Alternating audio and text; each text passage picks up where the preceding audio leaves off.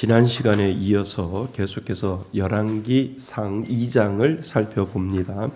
열왕기상 1장 한번 보세요. 1장 보면 1장 옆에 가로 열고 이렇게 쓰시면 될 것 같아요. 내 안에도 아도니아가 있다. 이렇게 해서 옆에다가 제목을 적어 놓으시면 좋을 것 같습니다.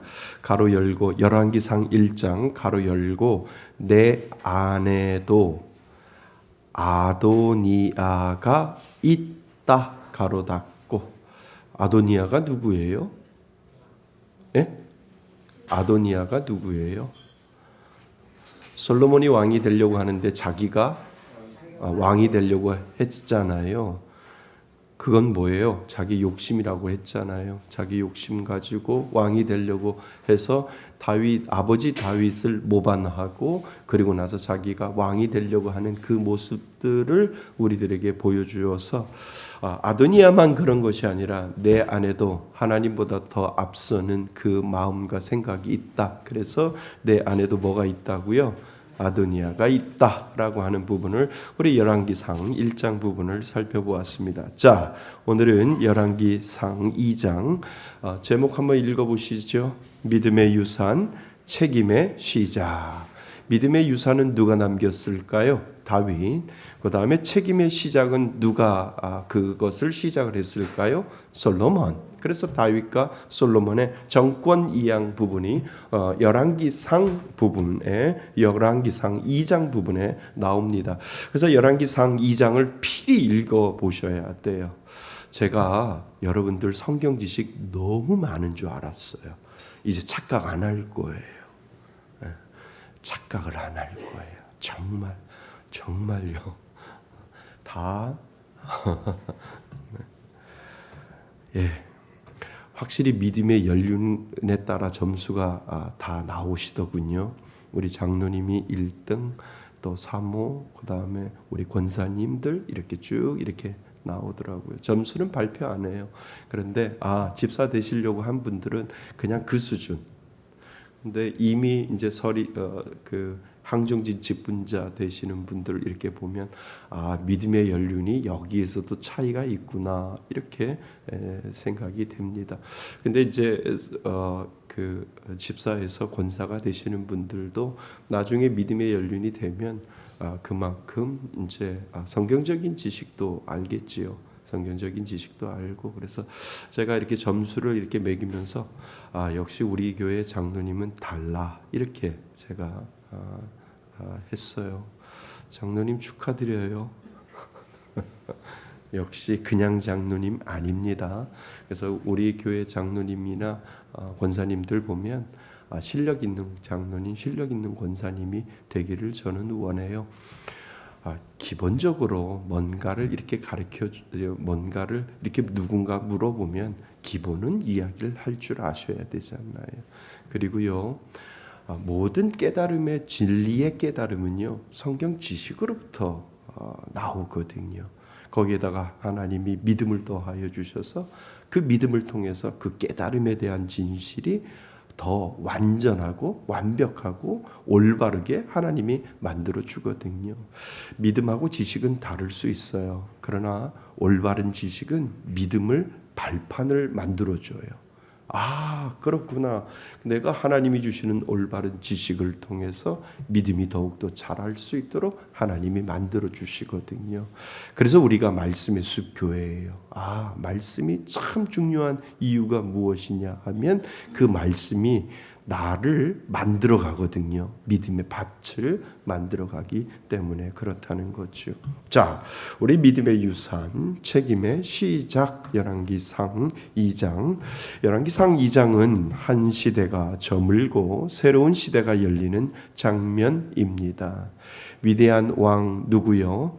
다윗의 인생의 마지막 순간을 맞이하고 그의 아들 누구요? 솔로몬에게 왕위를 물려주는 장면을 우리는 열왕기상 2장에 나옵니다. 하지만 이것은 단순한 권력의 교체가 아니지요. 이 장면은 하나님의 언약이 세대를 넘어 이어지는 믿음의 뭐일까요? 계승에 대한 이야기라는 거죠. 믿음이 누구로부터 누구에게로? 다윗에게서 솔로몬에게로 계승되어지는 이 언약은 누구로부터 시작된 거예요? 하나님이 그렇게 하셨어요. 하나님이 다윗 다음에 누구요?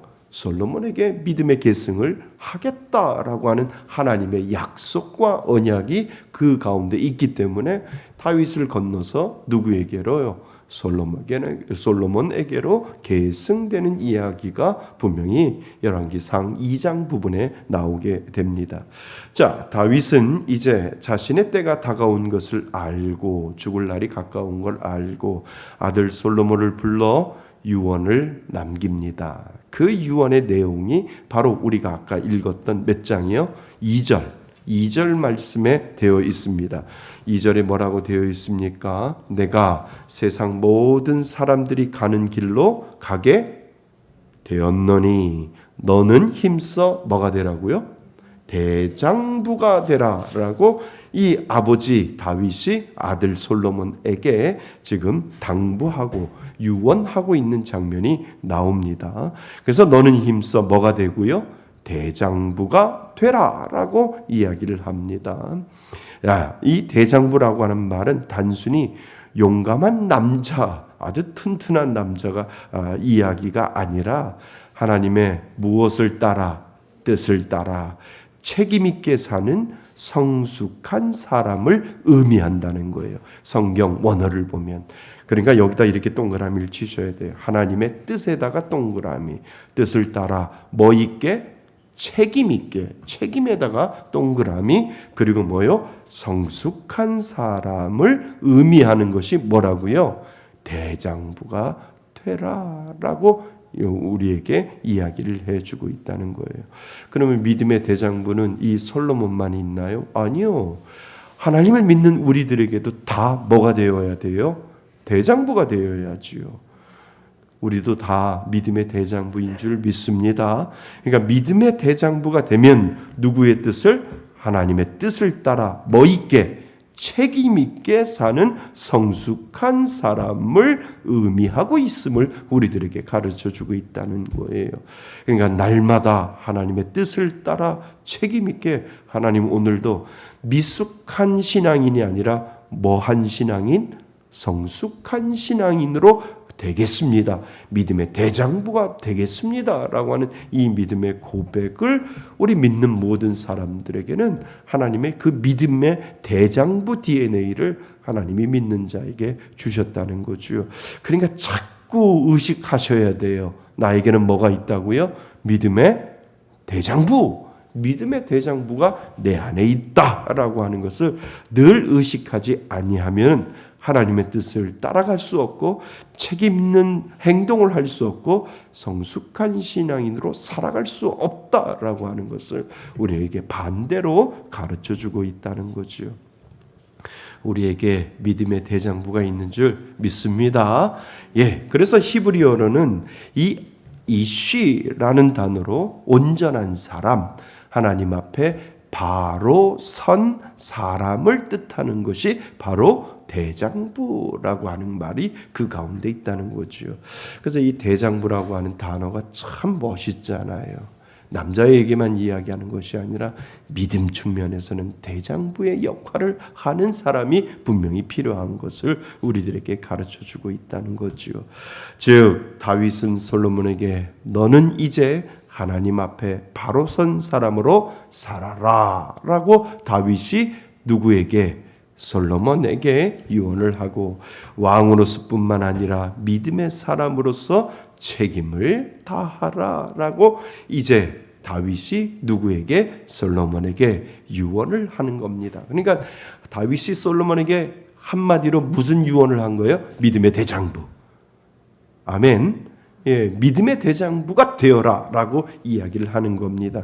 그 믿음의 대장부라는 것은 하나님의 뜻, 올바른 뜻, 그리고 책임을 다하고 성숙한 사람으로 신앙인으로 너희들이 자라라, 너희가 자라라라고 말씀하고 있는 거지요. 자, 그리고 다윗은 구체적으로 그 비결을 알려줍니다.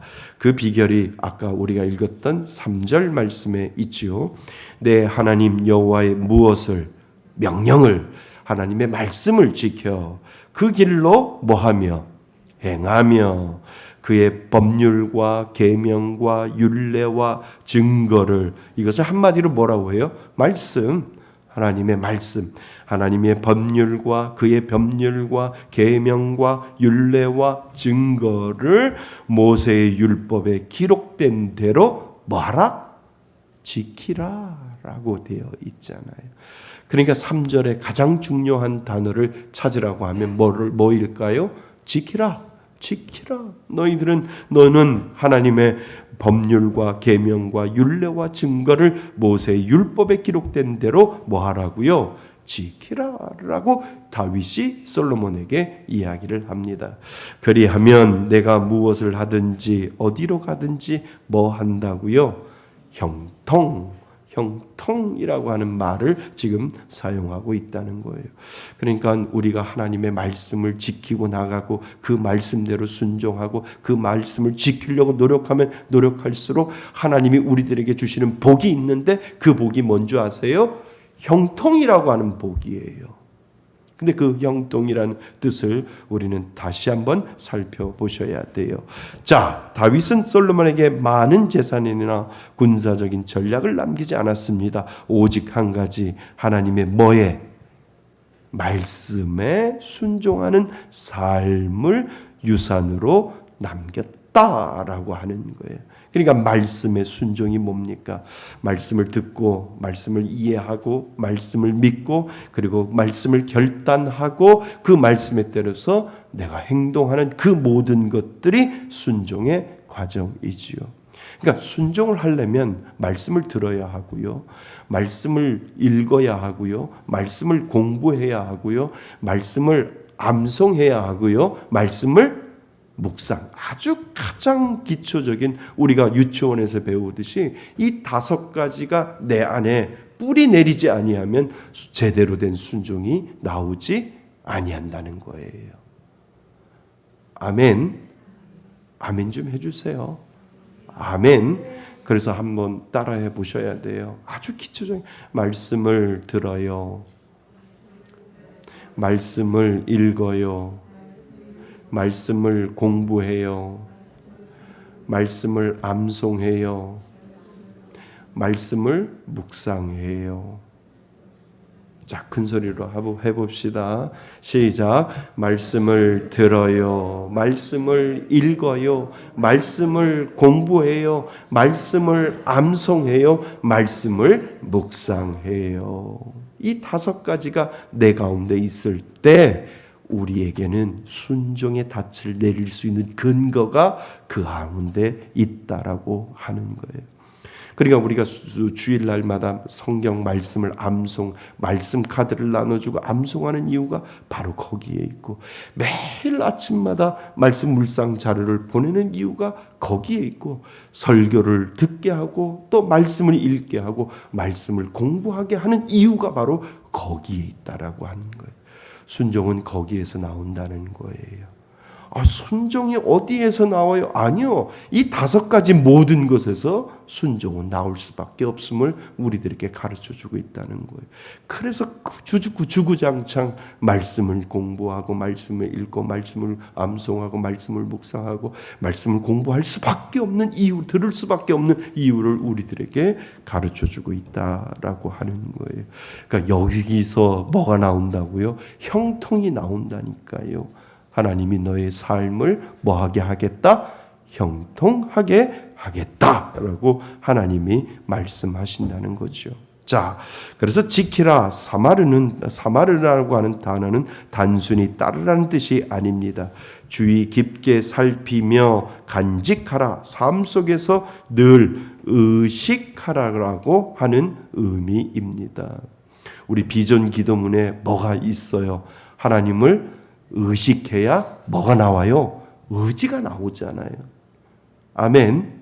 예, 의식하는 거예요. 계속 우리는 본성은 악하기 때문에 하나님을 의식하지 아니하면 의지가 안 나온다니까요. 그래서 의식하고 의지하고 의지하고 의식하고 의지하고 의식하고 의식하고 의지하고 이것이 계속해서 내 안에 있지 아니하면 우리는 삶 속에서 하나님이 주시는 은혜를 실천할 수 없어요. 그래서 삶 속에서 늘 의식하라라고 하는 의미입니다. 즉 하나님의 말씀을 일회성으로 듣는 것이 아니라 매일의 삶 속에서 그 말씀을 붙들고 살아가라라고 하는 것이죠. 그러니까 다윗이 솔로몬에게 그렇게 당부한 것이 아니라 오늘을 사는 우리들에게도 하나님이 그렇게 우리들에게 끝까지 당부하라 하고 당부하고 있는 것이 바로 무엇이냐 하면 말씀을 순종하고 그 말씀에 의식하고 하나님을 따라가라라고 하나님이 말씀하여 주신다라고 하는 거죠.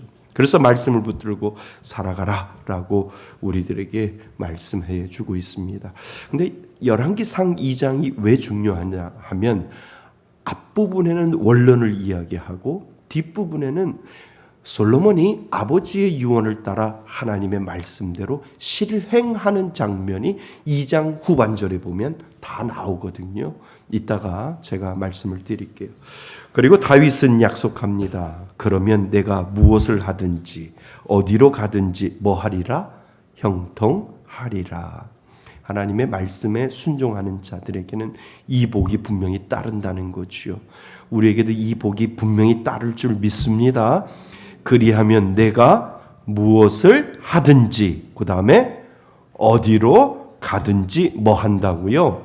형통하리라 라고 우리들에게 다윗이 솔로몬에게 이야기했듯이 하나님이 우리들에게도 그렇게 말씀하신다는 거죠. 자, 여기서 형통하리라 라는 하나님께서 그 길을 앞서 가시며 뭐 해주신다? 이끌어 주신다. 여기다가 밑줄을 좀 치세요. 형통이 돈 많이 생기고 복 받는 거, 잘 사는 거 이게 중요한 것이 아니라 어디로 가든지 무엇을 하든지 하나님이 뭐요? 앞서 가시며 그리고 뭐 하신다고요? 이끄신다는 거예요. 이것이 복이라는 거예요. 하나님, 내가 사망의 음침한 골짜기를 다닐지라도 내가 두렵지 아니하는 것은 하나님이 나를 인도해 주시기 때문에 그렇다는 거예요. 그러니까 하나님 어두운 곳을 가더라도 하나님이 함께 하시면 괜찮고, 하나님 내가 사망하에 음침한 골짜기를 다닐지라도 해를 두려워하지 않은 것은 주께서 나와 함께 하심이라 라고 하는 그 믿음의 고백을 우리는 다시 다른 말로 뭐라고요? 형통이라고요. 복 중에 가장 큰 복이 뭔지 아세요? 형통의 복이에요. 아멘. 예, 형통의 복이에요. 왜요? 하나님이 앞서 가시며 뭐 해주시기 때문에, 이끌어 주시기 때문에 복 중에 가장 큰 복, 가장 완전한 복은 형통의 복이다라고 하는 거예요. 자, 세상의 성공이 아니라 하나님과 함께 걷는 길이 평탄함입니다. 아멘. 예, 2장 맨 위에 있습니다. 평탄함입니다. 다윗은 평생을 통해 그것을 경험했지요. 그지요? 다윗의 삶을 한번 보세요. 평생 그것을 경험했어요. 그는 왕으로서 성공도 실패도 죄와 눈물도 경험했지만 끝내 하나님께 순종할 때마다 하나님이 그 길을 뭐하게 하셨다고요? 형통하게 하셨음을 그는 알았다는 거예요. 그러니까 다윗이 마지막 유언이 뭐예요? 하나님의 말씀을 듣고 그 명령을 따라 그 길로 행하여 하나님의 모든 율법대로 그 모든 것들을 지키면 너는 뭐 한다? 형통하리라. 근데 그 끝에 가로 열고 뭐라고 했냐 하면, 가로 열고, 여기 성경에는 나오지 않았지만 무슨 말이냐면, 내가 살아보니까, 내가 경험해보니까 그렇다더라 라고 하는 그 경험에서 나오는 다윗의 유언이 그 가운데 분명히 들어있다는 거예요. 아들 솔로몬아, 내가 인생의 험악한 것들을 다 경험했는데 내가 하나님의 말씀에 순종할 때 그때 하나님은 형통의 길을 내게 주셨다. 솔로몬아, 내가 너에게 유언하니까 너도 하나님의 말씀에 순종하고 살면 너도 무슨 복을 얻을 것이라고요? 형통의 복을 얻을 것이다 라고 이 다윗이 이야기를 해요. 솔로몬이 나중에는 이방 여인들하고 결혼하고 이방 문물들이 다 들어왔잖아요. 솔로몬은 실패한 인생, 나중에 그 뜻대로 살아가지 못했던 그 부분들을 잠언과 그리고 전도서를 통해서 헛되고 헛되니 모든 것이 헛되도다라고 솔로몬이 그렇게 고백을 하잖아요. 그러니까 이 형통의 복을 지키는 것이 얼마나 어려운지를 나중에 솔로몬의 인생을 통해서도 우리들에게 가르쳐주고 있다는 거예요. 솔로몬도 그 정도인데 오늘을 사는 우리들이 이 형통의 복을 끝까지 지킬 수 있을까라고 하는 질문을 내 자신에게 한번 해보셔야 된다는 거예요. 자, 그래서 그 얘기를 형통하게 하셨음을 알았습니다. 그래서 다윗은 마지막 순간 솔로몬에게 이렇게 당부하는 것입니다. 아들아, 내가 왕이 되는 길은 힘과 지혜가 아니라 하나님의 무엇을 지키는 것? 말씀을 지키는 데 있다라고 솔로몬에게 다윗은 이야기를 해주고 있는 거죠. 그래서 솔로몬은 그 말씀을 가슴에 새기고 왕 위에 오르게 됩니다. 자, 12절 같이 한번 읽어봅니다. 12절입니다. 시작. 솔로몬이 그의 아버지 다윗의 왕 위에 앉으니 그의 나라가 심히 견고하니라.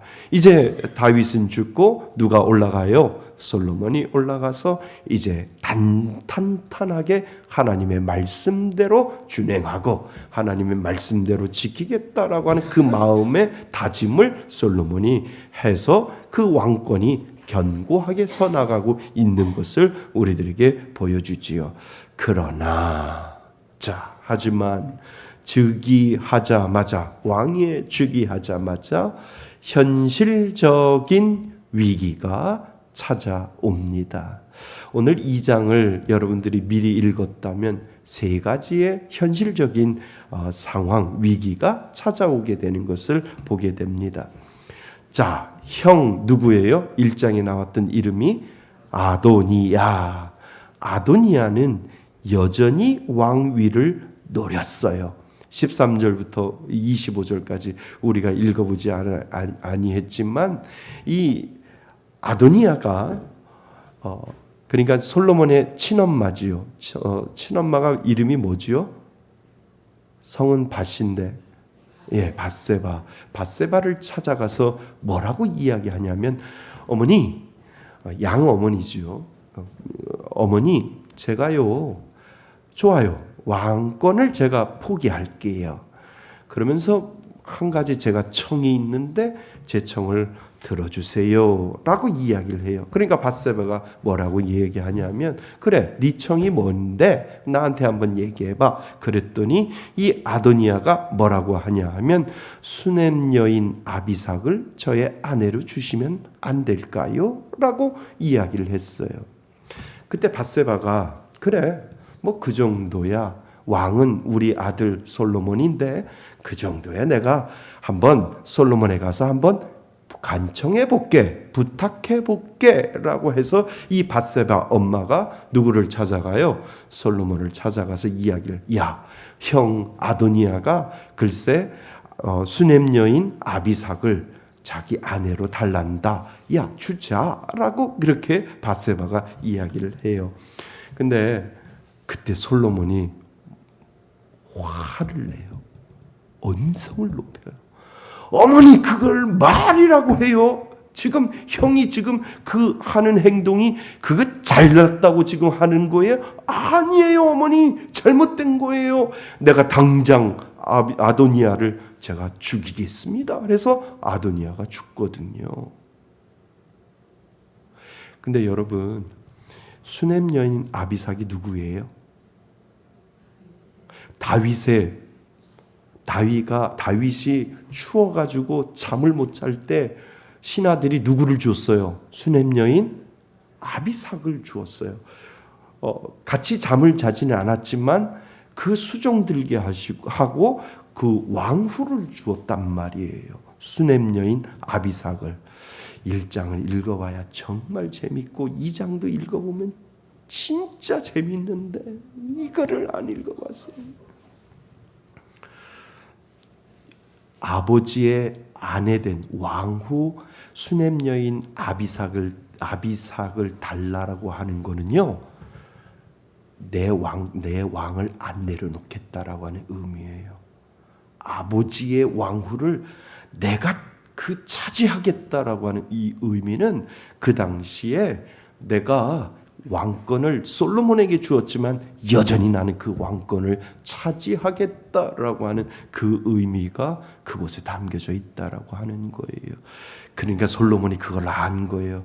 형이 왕이 되겠다라고 하는 이 욕심을 아직도 버리지 못했구나라고 해서 결국은 솔로몬이 아도니아의 그 반역을 알고 그 형 아도니아를 처단하고 있는 것을 우리들에게 지금 보여주고 있다라고 하는 거예요. 그것이 13절에서부터 25절까지의 내용이다라고 하는 거예요. 근데 이 솔로몬은 누구의 명령?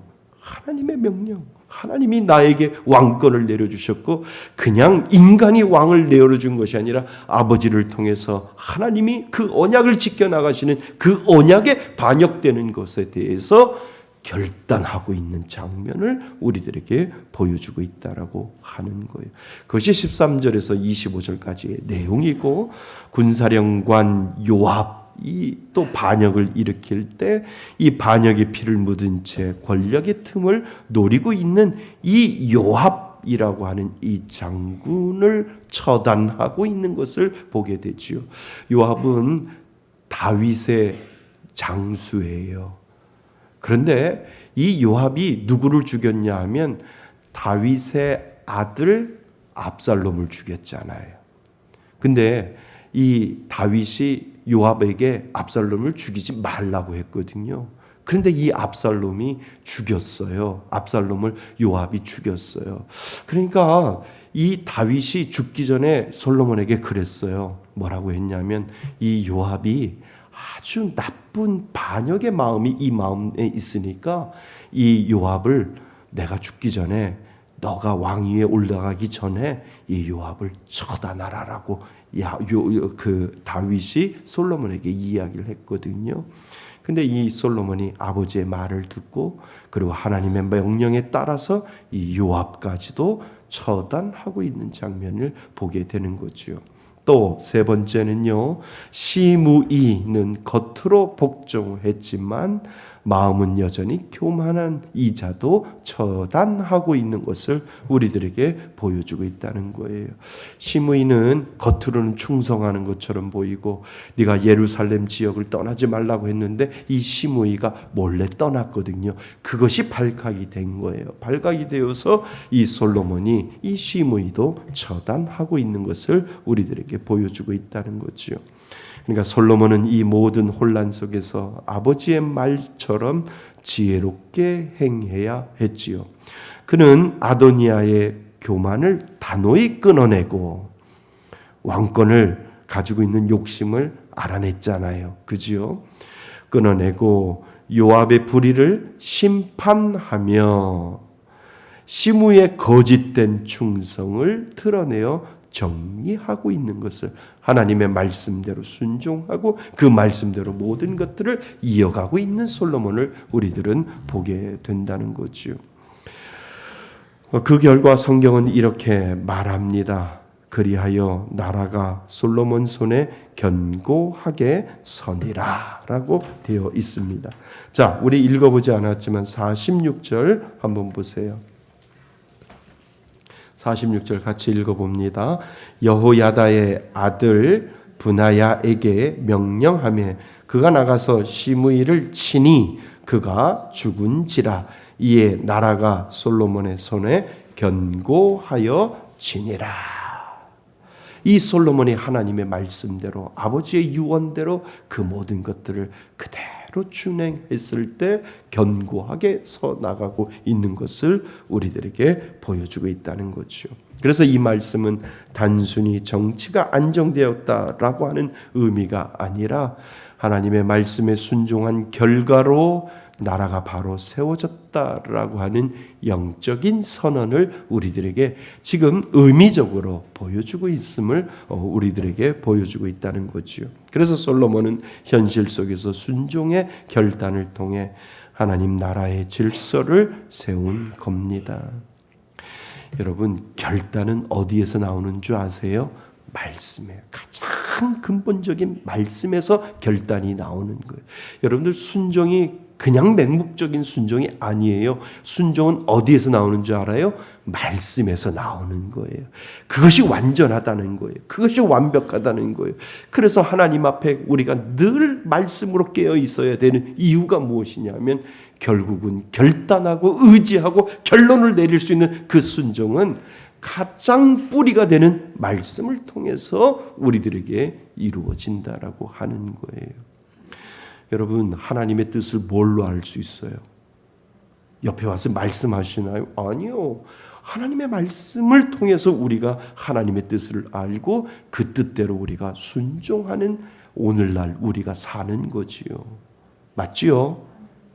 여러분, 누구의 말을 따라갈래요? 목사의 말을 따라갈래요? 아니요. 목사는 그 말을 인도해 주는 사람이죠. 결국은 내 안에 계시는 그 하나님이 성령의 은혜를 통해서 나에게 말씀하실 때 그 말씀을 듣고, 하나님, 이 말씀대로 제가 한번 용기 내어서 하나님 한번 해보겠습니다. 용기 내어서 제가 따르겠습니다. 용기 내어서 제가 순종하겠습니다. 라고 하는 이 말씀이 우리를 이끌어가는 것이 가장 근본적인 신앙의 모습이다라고 하는 거지요. 이 은혜가 있기를 바랍니다. 예. 그래서 오늘 이 장을 보면서 우리는 생각해 볼 수 있습니다. 나는 어떤 믿음의 유산을 남기고 있는가? 다윗을 생각하면서요. 다윗은 권력이나 재산이 아니라 하나님의 말씀에 대한 믿음을 남겼지요. 그래서 그 믿음의 유산이 솔로몬을 일으켰고 결국 이스라엘 역사의 가장 지혜로운 왕의 시대를 열어가고 있는 것을 보여줍니다. 미국의 링컨 대통령이 있어요. 이 링컨 대통령이 이런 이야기를 하지요. 오늘의 나를 만든 것은 어머니의 기도와 말씀이다. 아주 링컨 대통령이 책에서 그렇게 이야기를 하지요. 그의 어머니 낸시 링컨은 가난했지만 매일 밤 성경을 펴놓고 아들에게 읽어 주었습니다. 그 말씀의 씨앗이 자라 훗날 나라의 지도자를 세우는 뿌리가 되었지요. 이것이 바로 믿음의 유산입니다. 그러니까 다윗은 그것을 철저하게 지키라고 솔로몬에게 믿음의 유산을 남겨놓는 거예요. 믿음의 뭐가 되라고요? 대장부가 되라고 지금 다윗이 솔로몬에게 이야기를 하는 거죠. 오늘 우리도 다윗처럼 다음 세대에 남길 것이 무엇인지를 우리도 돌아보셔야 되지요. 늘 우리는 이제 항정직분자가 되려고 하는 분, 그리고 항정직분자인 우리 이 모임 가운데 정말 우리 교회는 다음 세대에 무엇을 남길 것인가? 그냥 사라지는 교회를 만들 것인가? 아니면 계속해서 그 교회를 이어갈 수 있는 믿음의 유산을 어떻게 남길 것인가? 우리의 정답은 믿음의 대장부를 만들어 놓고 떠나는 겁니다. 아멘. 예. 그래서 무엇을 남길 것인가? 우리 자녀, 우리 후배, 우리 교회가 무엇을 보고 배우며 자라가고 있는지 오늘도 우리는 점검하셔야 됩니다. 하나님의 말씀을 사랑하는 우리의 모습, 그것이말로 세대와 세대를 잇는 가장 큰 유산입니다. 교회는요, 없어지면 안 돼요. 교회는요, 이어져 가야 돼요. 요즘 목사님들 잘못 생각하시는 분들도 있어요. 그냥 내가 은퇴하면서 이 교회 다 처분할 거야. 그건 마귀짓이에요. 절대로요. 교회가 한 명이 있어도 거기는 교회예요. 아멘. 그래서 교인들 한두 명 있다고, 교인들 한 3-4명 있다고, 자, 뿔뿔이 흩어져서 다른 교회 가요. 이제 우리 이 교회 문 닫을 거예요. 그딴 짓 하면 안 된다니까요. 우리 말씀의 교회는 그렇게 되지 않도록 만들 거예요. 우리가 없어진다 할지라도 이 교회가 계속해서 존재하게 만들어 놓는 그 규칙과 그 조례를 만들어 놓지 아니하면 안 된다는 거예요. 성도가 한 명이 있어도 그 교회는 교회라니까요. 성도 없다고 다른 교회 가세요. 이제 여기 문 닫고 이 교회 팔아먹을 거예요. 그딴 짓 하면 안 된다니까요. 목사도 그렇고 향정 집분자 장로 권사님들도 그렇고 그렇게 하면 안 돼요. 교회는 한 명이 있어도 교회입니다. 아멘. 그래서 교회는 존립해야 돼요. 교회는 사라지면 안 돼요. 자, 그래서 말씀을 사랑하는 우리의 모습, 그것이야말로 세대와 세대를 잇는 가장 큰 유산이지요. 또한 솔로몬처럼 우리는 순종의 책임을 져야 합니다. 하나님의 언약은 은혜로 시작되었지만 순종으로 완성됩니다. 아멘. 예, 언약으로 시작되지만 순종으로 완성되지요. 누군가에게 복음을 듣고 믿고 신앙인이 되었다면 나로 인하여 누군가는 그 복음을 듣고 그곳에서 그 신앙이 자라야 된다는 생각을 늘 잊지 말아야 합니다. 그지요? 받았으니까 만들어 놓고 가야지요. 아멘 하셔야 돼요. 내가 누군가에게 받았어요. 그래서 지금 내가 이 자리에 있어요. 그러니까 누군가에게 전해주고 가야 되잖아요. 이것이 믿음의 계승이잖아요.